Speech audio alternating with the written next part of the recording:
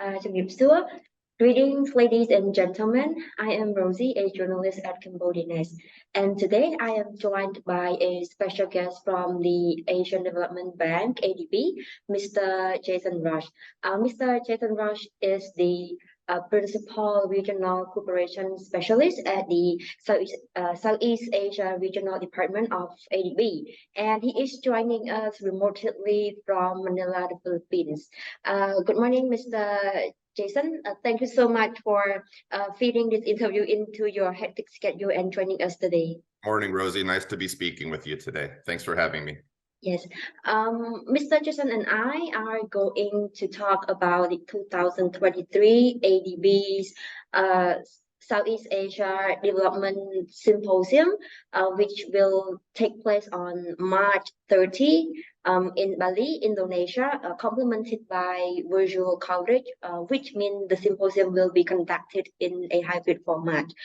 So Mr. Jason will be telling us all about the symposium and what we should expect from the event, where the representatives from the country in the Southeast Asia are gathering to discuss for a solution for climate change, as well as a way, to help the countries to make a net zero transition.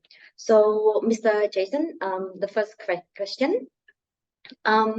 This year symposium will be held under the theme Imagine Net Zero ASEAN. So why is this specific theme chosen, and what are the messages that the participants should know from this year's symposium? Over the past couple of years at COP26 and then COP27, countries throughout Southeast Asia, 8 out of 10 countries in ASEAN, committed to being net zero by 2050, in line with the global net zero commitments. This is really important, not only for the climate, but for people, especially poor and vulnerable people in Southeast Asia. Southeast Asia is one of the areas of the world that's most affected by the impacts of climate change. It impacts the livelihoods of farmers, of fisherfolk. Natural disasters affect people across the region, and those climate impacts are just growing worse. And the only solution is for every country on Earth to start moving towards a net zero or zero carbon future. As long as we continue to throw more carbon into the atmosphere, the climate impacts will continue to worsen, and the poor will suffer disproportionately from that. Thank you, Mr. Jason. So this year's symposium will be open to in-person attendee, which is the first time since the symposium was launched in 2020. So what will be the anticipation of the ADB for this year's symposium, and why is it significant? As you know, now the speaker can talk face to face. Yeah, we're really excited that after the COVID-19 pandemic, we can finally go back to a in-person and hybrid format for SEADS again. So we're holding this year's event on the sidelines of the ASEAN Finance Ministers and Central Bank Governors meeting in Bali, Indonesia. Our event's on the 30th, and the Ministers meeting and Central Bank Governors meeting is on the 31st. So our event's the day before. We wanted to do that so we could really convene leaders from government, as well as the private sector, civil society, and other stakeholders together to discuss this important issue, because we really need all stakeholders at the table to identify solutions. We're expecting about 500 people on the ground in Bali. Last year, we had 5,000 virtual attendees, which makes it ADB's largest annual event. This year, we're expecting even more. So we're really excited, and we have another fantastic lineup of experts from every sector of society, both from the region and globally. So we think it's going to be a really interesting day for everyone who participates. Participation is free. We're an international financial institution. We're not for profit, so we encourage everyone to come and join us online. Thank you, Mr. Jason. So if people are interested in the symposium and they decided to register to be part of the discussion and just to take in the discussion or the solution from the speaker, so what can the participant expect from today's symposium? from this year's symposium? Sure. Well, I think there are two things they can expect. Well, one thing they can expect to hear from some of the leading global experts on climate change and climate finance. And I can go through some of our featured participants in a little bit if you like. But in addition to that, this is a very complex problem. Combating climate change cuts through a whole range of sectors, from agriculture to health to finance. So we're going to have a lot of different sessions on all the different components of this issue. So people can look at it from a multitude of angles and get creative ideas and explore new innovations that can help address this serious problem. Thank you, Mr. Jason. So they can expect to obtain the greener ideas in order to apply in their daily life, or how, or to deal with the impact that the climate change has on the sectors in each country. Some of both. Our headline up in the morning is starts with ADB's president. We also have Indonesia's finance minister, Sri Mulyani, the Deputy Secretary General of the United Nations, Secretary General Mohammed, India's G20 Sherpa, Mr. Kant, and U.S. Department of Energy's Secretary David Turk. So all these folks are some leading minds in the fight against climate change. They've been seeped in this issue for years, not only the technical aspects of how you address climate change, but it takes money to adapt to climate impacts, to finance a net zero future. We have to be realistic. There are costs attached to this. So part of the discussions will focus on how we can create win-win scenarios. Countries, especially developing countries, are concerned about some of the costs, and they want to make sure that there's an equitable distribution of the cost impacts. So we need to make sure when we're investing for a net zero future and investing to address climate change, we're ensuring that the poor benefit from this, that it creates new jobs, it creates new economic opportunities, so no one has to be left behind as we transition to a net zero world.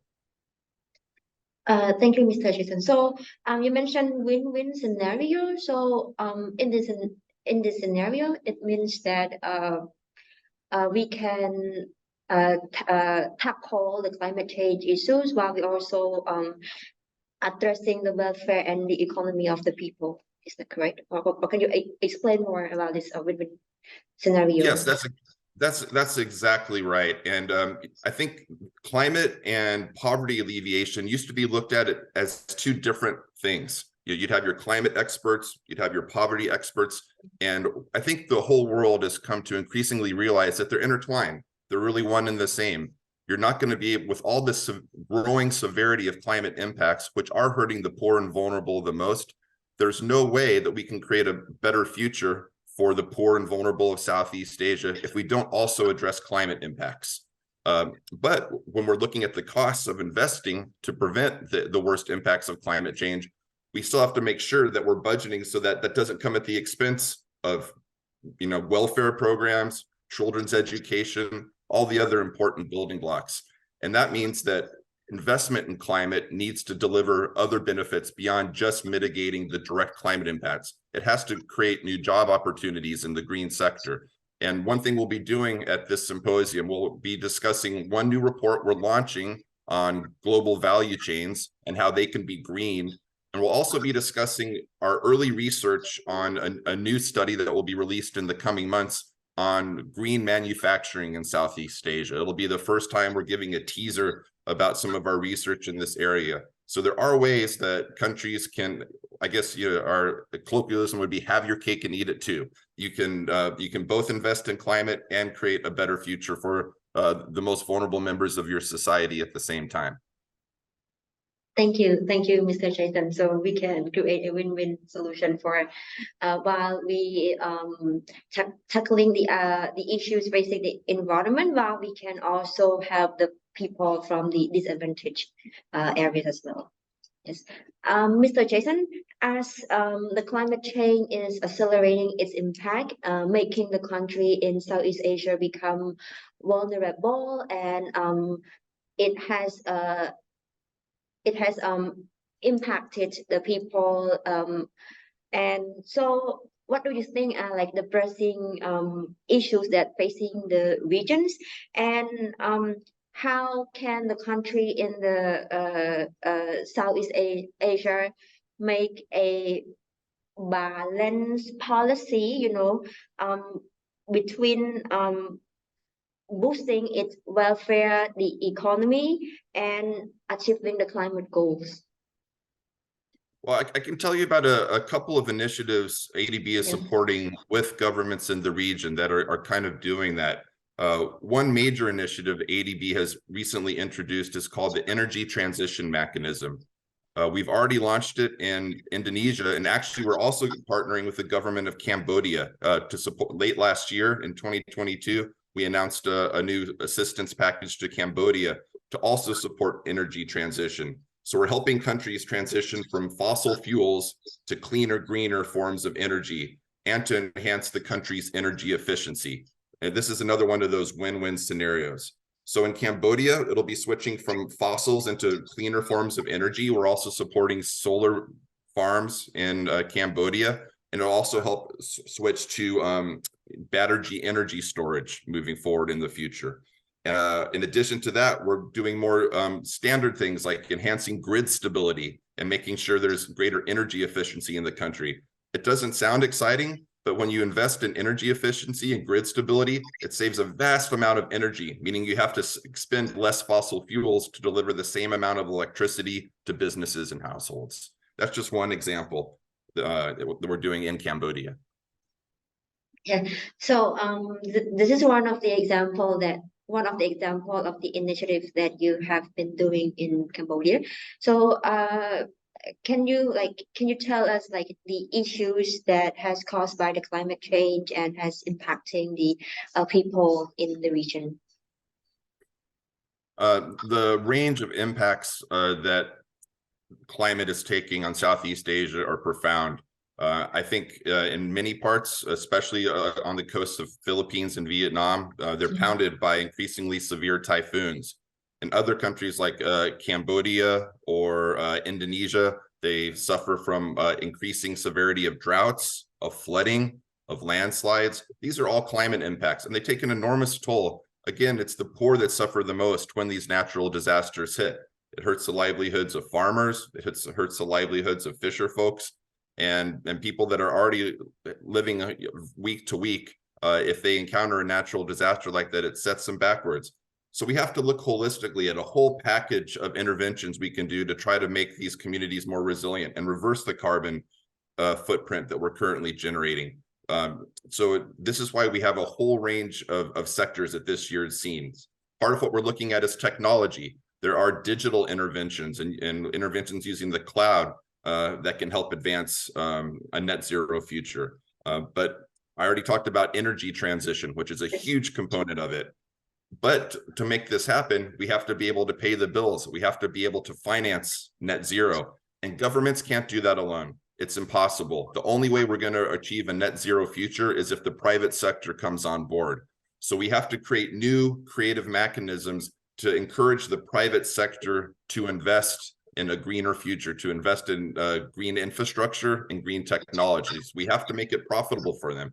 And so this is another thing that ADB does along with the ASEAN Infrastructure Fund, which is owned by all the countries of ASEAN, and ADB supports this initiative as well. It provides concessional financing for green infrastructure projects that private sector might be a little ambivalent about investing in, but when we co-invest, we give them that assurance that it's going to be a safe investment for them, so they're willing to go forward with green projects. And if we can get the private sector to crowd in their financing, the possibilities are almost endless. Yeah, so the engagement from the government as well as the private sectors are crucial in order to combat the climate change and achieve the net zero. Yes. So, right. Mr. Jason, as a leading financial institution in the region, and also, as you mentioned, 8 out of 10 ASEAN member states during the COP26 were committed to reach the net zero by 2050. So then how can ADB help them achieve their climate goal or help them to implement their respective climate policies, to deal with this climate change? Well, these days at ADB, we like to call ourselves the climate bank for Asia and the Pacific. That is at the core of our business operations model now. And we've committed to providing up to $100 billion by 2030 to support a whole range of climate initiatives across Asia and the Pacific. So we're really putting our money where our mouth is. It's not just talk. So how do we support? We support it through the green projects, like I already mentioned, green infrastructure projects. But of course, there's a lot of policy interventions that also need a lot of assistance governments need in coming up with new policies. And we need to bring innovations to the doorsteps of governments. So we support a whole range of activities, both on the policy side and on the program and project side, so governments can help tackle this very, very complex issue. Thank you so much for your well and comprehensive explanation into the symposium, as well as the climate change issue in the Southeast Asian region. And we are looking forward to this year's symposium under the theme Imagine Net Zero ASEAN. And we are looking forward to a fruitful discussion in this year's symposium. Thank you so much for joining us today. Thank you, Mr. Jason. Thank you so much. Thank you so much. We're looking forward to welcoming you, and we encourage everybody to register online, seads.adb.org. Registration is free, and we'd love to hear from all of you and have you participate. Thank you so much for your time. Thank you so much, Mr. Jason. Thank you.